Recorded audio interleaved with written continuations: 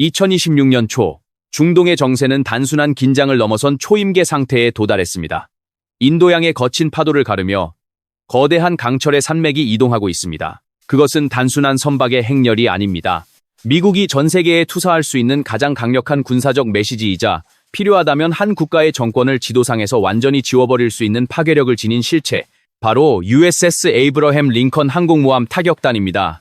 지금 이 순간, 이 거대한 함대는 이란을 타격할 수 있는 치명적인 거리, 군사용어로 말하는 킬박스 내에 진입했습니다. 바다 위에서는 미국의 최첨단 무기들이 햇빛을 받아 아름답게 빛나고 있지만 그 아름다움 뒤에는 참혹한 파괴의 예고가 숨겨져 있습니다. 워싱턴과 펜타곤의 메시지는 명확합니다. 어떤 일이라도 발생한다면 그들을 이 지구상에서 쓸어버릴 것이다. 이것은 단순한 외교적 수사가 아닌 실제 군사작전의 실행 프로토콜에 입력된 명령입니다. 이란의 하늘과 바다는 이제 72시간 내에 결정될 운명의 카운트다운에 들어갔습니다. 이 거대한 해상 요새가 이란 해안을 향해 조용히 그러나 확실하게 압박해 들어오는 동안 테헤란의 풍경은 사뭇 다릅니다. 지상의 화려한 궁전과 집무실은 비어 있습니다. 이란의 최고 권력은 지금 지하 수백 미터 깊이의 어둠 속으로 숨어들었습니다. 최고 지도자 아야톨라 알리 하메네이가 미군의 타격 가능성이 제기되자마자 즉시 테헤란 모처에 요새화된 지하 벙커로 피신했다는 정보가 정보당국에 의해 확인되었습니다. 바다 위의 압도적인 무력 시위와 땅 밑의 긴박한 도피, 이 극명한 대비는 현재 중동이 처한 위기의 본질을 가장 잘 보여주는 장면입니다. 전 세계가 숨죽여 지켜보는 가운데 과연 이 긴장이 전면전으로 치달을 것인지 아니면 벼랑 끝 전술에 또 다른 막이 오를 것인지에 대한 분석이 쏟아지고 있습니다. 미국 중부사령부의 작전 구역에 진입한 USS 에이브러햄 링컨 항공모함 타격단의 전력을 상세히 분석해보면 이것이 단순한 무력 시위용이 아님을 알 수 있습니다. 에이브러햄 링컨호는 단순한 배가 아닙니다. 길이 333m, 배수량 10만 톤이 넘는 이 떠다니는 군사기지는 웬만한 중소국가의 전체 공군력보다 강력한 화력을 보유하고 있습니다. 특히 이번 작전 배치가 주목받는 이유는 링컨호에 탑재된 제구항모 비행단의 구성 때문입니다. 갑판 위에는 미 해군의 최신의 스텔스 전투기인 F-35C 라이트닝 II가 배치되어 있습니다. F-35C는 단순한 전투기가 아닙니다. 적의 레이더망을 무력화하고 깊숙이 침투하여 정밀 타격을 가할 수 있는 보이지 않는 암살자입니다. 이란이 보유한 방공망이 아무리 촘촘하다 해도 5세대 스텔스 기술로 무장한 F-35C의 침투를 완벽하게 탐지하고 방어하는 것은 사실상 불가능에 가깝다는 것이 군사 전문가들의 공통된 견해입니다. 여기에 더해 FA-18E F 슈퍼호넷 전투기들이 주력 타격력을 구성하고 있습니다. 이들은 공중전은 물론 지상 목표물에 대한 정밀 폭격 능력을 갖추고 있어 실질적인 화력 투사의 중추 역할을 담당합니다. 하지만 현대전에서 가장 무서운 전력 중 하나는 바로 EA-18G 그라울러 전자전기입니다. 링컨호에서 출격하는 그라울러들은 이란의 통신망과 레이더 시스템을 마비시킬 수 있는 강력한 전파 방해 능력을 갖추고 있습니다. 만약 실제 타격 명령이 떨어진다면 가장 먼저 그라울러들이 이란의 눈과 귀를 멀게 할 것이며 그 틈을 타 스텔스 전투기들이 주요 군사시설을 외과수술하듯 도려낼 것입니다. 또한 MH-60RS 시호크 헬리콥터들은 대잠수함 작전과 해상 구조 임무를 수행하며 함대의 방어막을 24시간 가동하고 있습니다. 도널드 트럼프 대통령이 베네수엘라 때보다 훨씬 크고 강력한 함대라고 언급했을 때 그것은 과장이 아니었습니다. 약 5억 명의 승조원이 탑승한 이 타격단은 하나의 거대한 전쟁 기계로서 유기적으로 작동하고 있습니다. 링컨호를 호위하는 구축함 전대 또한 간과할 수 없는 전력입니다. 알레이버크급 이지스 구축함인 USS 프랭크 E, 피터슨 주니어, USS 스프루언스, 그리고 USS 마이클 머피가 항공모함을 철통같이 호위하고 있습니다. 이 구축함들은 단순한 호위함이 아닙니다. 각각의 함정에는 수십 발의 토마호크 순항 미사일이 탑재되어 있습니다. 토마호크 미사일은 수천 킬로미터 떨어진 목표물을 핀포인트로 타격할 수 있는 능력을 갖추고 있으며 개전 초기 이란의 방공기지, 지휘통제소, 미사일 발사대 등을 초토화하는 제1파 공격의 주역이 될 것입니다. 이지스 시스템을 갖춘 이들 구축함은 동시에 수백 개의 공중 목표물을 추적하고 요격할 수 있어 이란이 시도할 수 있는 탄도미사일이나 드론 공격으로부터 함대를 완벽하게 보호하는 강철 우산 역할을 수행합니다. 바다에서의 압박뿐만 아니라 미 국방부는 공중 전력의 증강 배치도 완료했습니다. 펜타곤의 고위 관리들에 따르면 약 12대의 F-15E 스트라이크 이글 전폭기가 중동 내 전진 기지로 추가 급파되었습니다. F-15E는 강력한 무장 탑재 능력과 긴 항속 거리를 자랑하는 전천후 폭격기로 제공권 장악 후 지상의 견고한 목표물을 파괴하는 데 특화되어 있습니다. 이는 미국이 단순히 해상에서의 봉쇄에 그치지 않고 필요시 이란 내륙 깊숙한 곳까지 타격할 준비를 마쳤음을 의미합니다. 더불어 이란의 미사일 보복에 대비하여 패트리어트 미사일 포대와 사드가 미군 기지와 동맹국 주요 시설 주변에 배치되어 방어 태세를 강화하고 있습니다. 이 모든 군사적 움직임은 하나의 거대한 퍼즐 조각처럼 맞물려 이란 지도부를 향한 전례 없는 군사적 압박을 완성하고 있습니다. 이러한 전방위적인 군사적 포위망이 좁혀오는 가운데 이란 내부의 상황, 특히 지도부의 움직임은 매우 긴박하게 돌아가고 있습니다. 2026년에 이란은 1979년 이슬람 혁명 이후 가장 취약한 순간을 맞이하고 있다는 것이 서방 정보기관들의 분석입니다. 최근 몇 주간 이어진 반정부 시위와 이에 대한 정권의 잔혹한 유혈 진압은 수천 명의 사망자를 낳았고, 이는 미국이 군사적 개입을 검토하게 만든 직접적인 트리거가 되었습니다. 트럼프 대통령이 군사적 대응 옵션을 요청하고 펜타곤이 경계 태세를 격상시킨 것은 바로 이 시점부터였습니다. 이란 정권은 내부의 분노와 외부의 위협이라는 이중고에 시달리고 있으며 정권의 생존 자체가 불투명한 상황에 직면해 있습니다. 이러한 위기감은 이란 최고 권력의 핵심부에서 가장 먼저 감지되었습니다. 86세의 고령인 최고 지도자 아야톨라 알리 하메네이의 신변에 이상 징후가 포착된 것입니다. 정보 소식통에 따르면 하메네이는 미군의 공격 징후가 뚜렷해지자 테헤란의 지하 벙커로 거처를 옮겼습니다. 이 벙커는 단순한 대피소가 아닙니다. 냉전 시대부터 구축되어 지속적으로 강화된 이 지하 시설은 핵 공격에도 견딜 수 있도록 설계되었으며, 복잡하게 얽힌 터널 네트워크를 통해 테헤란의 주요 정부 기관 및 군사시설과 지하로 연결되어 있는 것으로 알려졌습니다.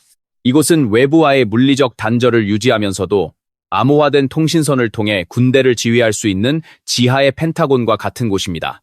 하메네이가 이곳으로 피신했다는 사실 자체가 이란 지도부가 현재의 위협을 얼마나 심각하게 받아들이고 있는지를 방증합니다. 더욱 주목해야 할 점은 권력 구조의 은밀한 변화입니다. 지하 벙커에서의 생활이 길어지고 외부 활동이 불가능해지면서 하메네이는 최고 지도자의 일상적인 국정 운영 권한을 자신의 셋째 아들인 마수드 하메네이에게 사실상 이양한 것으로 보입니다. 마수드 하메네이는 그동안 대중에게 잘 알려지지 않은 인물이었으나 정권의 가장 위태로운 시기에 아버지의 입과 귀가 되어 정권의 핵심 행정부와 군부 사이의 소통 채널을 장악했습니다.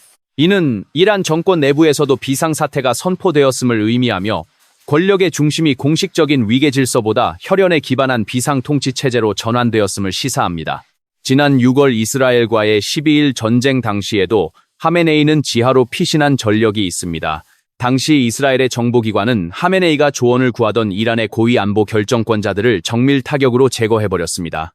이제 하메네이 곁에는 그가 오랫동안 신뢰했던 노련한 참모들이 사라졌고 그 빈자리를 경험이 부족한 측근들과 아들이 채우고 있습니다. 이러한 고립과 공포는 이란 지도부의 판단력을 흐리게 만들 수 있는 위험 요소입니다. 지하 벙커에 폐쇄된 환경 속에서 외부의 정보는 필터링되어 전달될 수밖에 없으며, 이는 오판으로 이어질 가능성을 높입니다. 미국과 이스라엘의 정보 자산이 자신들의 머리 위를 맴돌고 있다는 공포, 언제든지 벙커 버스터 폭탄이 머리 위로 떨어질 수 있다는 강박은 이란 지도부로 하여금 더욱 극단적인 방어 태세를 취하게 만들고 있습니다. 이란 학생통신 ESNA, 하메네이에 대한 어떤 공격도 지하드 선포로 이어질 것이라고 보도하고, 마수드 페제시키안 이란 대통령이 최고 지도자에 대한 공격은 이란 국가에 대한 전면전 선포와 같다고 경고한 것은 이러한 두려움의 발로입니다. 그들은 자신들의 생존이 곧 국가의 생존이라고 믿고 있으며 정권의 붕괴를 막기 위해 사용할 수 있는 모든 카드를 만지작거리고 있습니다. 지하 깊은 곳, 외부와 차단된 채 오직 첩보 보고서와 모니터 화면으로만 세상을 바라보는 최고 지도자에게 있어 그의 셋째 아들 마수드 하메네이는 단순한 혈육 이상의 존재가 되었습니다. 현재 테헤란의 권력 지도에서 마수드는 아버지에게 접근할 수 있는 유일한 문지기이자 정권의 생존 전략을 조율하는 실질적인 그림자 사령관으로 부상했습니다. 이란 인터내셔널의 보도에 따르면 마수드는 현재 최고 지도자실의 일상적인 운영을 전담하고 있으며 행정부와 군, 그리고 정보기관의 모든 보고가 그를 거쳐 아버지에게 전달되고 있습니다. 이는 매우 위험한 신호일 수 있습니다.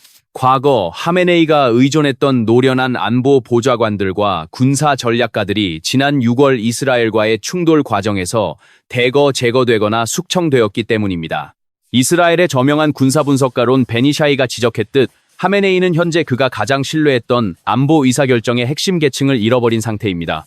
경험이 풍부한 장군들이 사라진 자리를 충성심은 강하지만 위기 관리 능력이 검증되지 않은 인물들이 채우고 있으며 그 정점에 마수드 하메네이가 서 있는 형국입니다. 이러한 인적 공백은 이란의 전략적 판단에 치명적인 오류를 일으킬 수 있습니다. 지하 벙커의 폐쇄성은 이들이 외부 세계의 신호와 잡음을 구별하는 능력을 저하시킵니다. 미국의 항공모함 타격단 배치가 단순한 무력 시위인지 아니면 실제 침공의 전조인지 판단하는 데 있어 과도한 공포나 근거 없는 자신감이 개입될 여지가 커진 것입니다. 실제로 이란 국회 국가안보위원회의 한 의원이 우리는 군 지휘관들이 필요하다고 판단하지 않는 한 선제 타격을 하지 않을 것이라고 언급한 것은 역설적으로 필요하다면 언제든 선제 타격을 할 수 있다는 위협으로 해석됩니다. 이는 선제 타격의 임계점이 극도로 낮아졌음을 시사하며 오판에 의한 우발적 충돌 가능성을 그 어느 때보다 높이고 있습니다. 하메네이가 지난 1월 17일 이후 소셜미디어를 포함한 공개 석상에서 완전히 자취를 감춘 것은 이러한 내부의 긴박함과 불안을 대변합니다. 지하 벙커의 두꺼운 콘크리트 벽 밖, 이란의 하늘을 지키는 방공 부대들은 필사적인 준비 태세에 돌입했습니다. 하지만 그들의 상황은 결코 낙관적이지 않습니다. 지난 6월 이스라엘의 정밀 타격으로 인해 이란이 러시아로부터 도입했던 S-300 방공 시스템의 대부분이 파괴되거나 무력화되었기 때문입니다. 한때 이란 영공 방어의 중추였던 S-300의 부재는 이란군에게 뼈아픈 전력 공백을 남겼습니다. 이제 이란은 서방의 최첨단 스텔스 전투기와 순항 미사일을 막아내기 위해 자체 개발한 국산 방공 시스템에 전적으로 의존해야 하는 상황에 처했습니다. 이란 혁명수비대 ERGC는 지난 1월 4일 테헤란과 쉬라즈 등 주요 전략 요충지에서 대규모 미사일 및 방공 훈련을 실시했습니다. 이 훈련의 핵심은 바바르 373과 호르다드 15 시스템의 실전 능력을 검증하는 것이었습니다. 이란이 러시아 S-400의 라이벌이라고 자랑하는 바바르 373은 사거리 300km 이상의 목표물을 탐지하고 요격할 수 있다고 선전되어 왔습니다. 이란 국방부는 이 시스템이 미국의 5세대 스텔스 전투기인 F-35를 탐지할 수 있는 능력을 갖췄다고 주장합니다. 이론적으로 바바르 373에 탑재된 AESA 레이더는 스텔스 기체의 미세한 반사파를 포착할 가능성이 있습니다. 그러나 탐지와 요격은 완전히 다른 차원의 문제입니다. 미 해군의 EA-18G 그라울러가 강력한 전자전 재밍을 걸어 레이더 화면을 먹통으로 만들고 F-35C가 침투하여 초정밀 타격을 가할 때 실전 경험이 부족한 이란의 국산 시스템이 과연 얼마나 버텨낼 수 있을지에 대해 서방 군사 전문가들은 회의적입니다. 많은 분석가들은 이란의 방공망이 미군의 대규모 공습을 막아내기보다는 초기 공격에서 살아남아 반격을 가하는 데 초점을 맞추고 있다고 보고 있습니다. 최근 실시된 훈련이 야간 작전에 집중되었다는 점은 시사하는 바가 큽니다. 이란 관영 매체는 이를 저시정 환경에서의 전투 준비 태세 강화라고 설명했지만 군사적 관점에서 이는 미국의 공습이 주로 야간에 이루어진다는 점을 의식한 대응입니다. 미군은 전통적으로 야간 투시 장비와 적외선 센서의 우위를 바탕으로 밤을 지배하는 작전을 선호합니다. 이란군은 어둠 속에서 레이더와 통신이 교란되는 최악의 상황을 가정하고 수동으로 목표물을 추적하거나 분산된 부대 간의 유기적인 협력을 유지하는 훈련을 반복하고 있습니다. 1월 6일자 국영 매체 논평에서 최근 훈련은 이스라엘과 미국에 보내는 억지력의 신호라고 강조한 것은 그들이 자신들의 약점을 알고 있으며 이를 극복하기 위해 필사적으로 노력하고 있음을 보여줍니다. 이러한 방공 훈련과 더불어 이란은 고슴도치 전략을 준비하고 있습니다. 하늘을 완벽하게 지킬 수 없다면 적에게 감당하기 힘든 피해를 입혀 공격을 주저하게 만들겠다는 전략입니다. 이란의 신설된 국방위원회가 위협의 징후가 명백할 경우 공격이 발생하기 전에 대응할 수 있다고 경고한 것은 허세가 아닙니다. 이란은 중동 최대 규모의 탄도미사일과 드론 전력을 보유하고 있습니다. 지하 경납고 깊숙한 곳에는 세질과 코람샤르 같은 중거리 탄도 미사일들이 발사 명령만을 기다리고 있습니다. 이 미사일들은 미군 기지가 있는 카타르, 바레인, 사우디아라비아는 물론 이스라엘 전역을 타격할 수 있는 사거리를 가지고 있습니다. 특히 주목해야 할 것은 이란의 비대칭 전력입니다. 호르무즈 해협을 봉쇄할 수 있는 수천 발의 기뢰, 고속정 부대, 그리고 예멘의 후티 반군이나 레바논의 헤즈볼라와 같은 대리 세력을 동원한 동시다발적인 공격은 미군의 최첨단 함대라 할지라도 부담스러운 시나리오입니다. 1월 4일 훈련에서 드론 부대가 대거 참여한 것은 이러한 비대칭 공격 능력을 점검하기 위함이었습니다. 이란산 샤헤드 자폭 드론은 가격이 저렴하지만 때를 지어 공격할 경우 고가의 방공 미사일을 소모시키고 레이더망을 교란하는 데 효과적입니다. 마수드 페제시키안 대통령이 미국의 타격은 전면전과 같다고 말한 것은 미국의 공격이 시작되는 순간 이 모든 비대칭 전력을 동원해 중동 전역을 불바다로 만들겠다는 의지의 표현입니다. 테헤란의 지하 벙커에서 마수드 하메네이와 군 수뇌부는 24시간 감시 모니터를 주시하며 미군의 움직임을 분석하고 있습니다. 그들이 가장 두려워하는 것은 미국의 스텔스 전투기보다 자신들의 통신과 지휘 체계가 마비되어 손발이 묶인 채 당하는 상황입니다. 그래서 그들은 유선 통신망을 점검하고 아날로그 방식의 명령 전달 체계를 구축하며 최악의 날을 대비하고 있습니다. 반면 바다 위의 USS 에이브러햄 링컨호에서는 미 해군 조종사들이 출격 브리핑을 받으며 이란의 방공망 데이터를 머릿속에 입력하고 있습니다. 그들에게 이란의 훈련은 위협이라기보다 분석해야 할 데이터에 가깝습니다. 이란이 레이더를 켜고 훈련을 할 때마다 미군의 정찰 자산은 그 전자신호를 수집하여 이란 방공망의 주파수와 위치를 파악하고 있기 때문입니다. 양측의 창과 방패는 이미 보이지 않는 전자 공간에서 치열하게 부딪히고 있습니다. 이란의 국영 매체 카바르 온라인이 최근의 미사일 활동은 이란의 전략 변화를 시사한다며 핵 프로그램을 뒤로하고 미사일 능력 복원에 우선순위를 두고 있다고 분석한 것은 흥미로운 대목입니다. 이는 이란이 당장의 생존을 위해 장기적인 핵 개발보다는 즉각적인 보복 능력을 보여주는 데 집중하고 있음을 의미합니다. 재정적 압박과 내부 시위에도 불구하고 이란은 가용한 모든 자원을 미사일과 드론 부대에 쏟아붓고 있습니다. 1월 초부터 이어진 일련의 훈련들은 단순한 훈련이 아니라 실전을 가정한 리허설이었습니다. 테헤란, 쉬라즈, 그리고 전략적 요충지마다 배치된 방공포대들은 이제 하늘을 향해 포구를 치켜들고 있으며 레이더 운영병들의 눈은 스코프 위에서 깜빡이는 작은 점 하나도 놓치지 않기 위해 혈안이 되어 있습니다.